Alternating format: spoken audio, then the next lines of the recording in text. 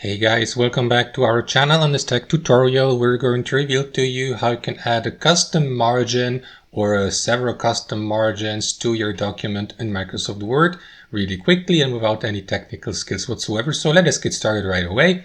Head over to your document on Word. And what you want to do, guys, is if you're using Microsoft Office 365 or 365, is simply switch from the Home tab to the Layout tab here at the top. And on the very left hand side, you will see this section here called Page Setup. And at the left side of this, you will see the margins. So simply click on that arrow down icon here and select a preferred margin, like one of these preset margins like narrow, normal, moderate, wide, and so on and so forth. You see the centimeters with the distance to at the top, at the bottom, to the left, and to the right.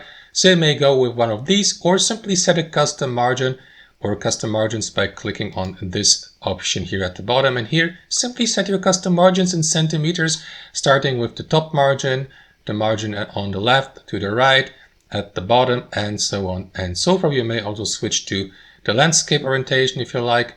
And let me, for example, go with a margin of, let's say, 3 centimeters at the top, 3 centimeters at the bottom, 3 to the right and to the left as well.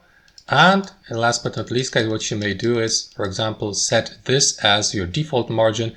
To do that, click on that button here, and also decide whether you'd like to apply these margins to the whole document or only from this point forward. So to confirm that, click on OK here, and that is going to apply these margins, as you can see. So that's how it works in practice, guys. I hope you enjoyed this video, got some real value from it, and we'll catch you later.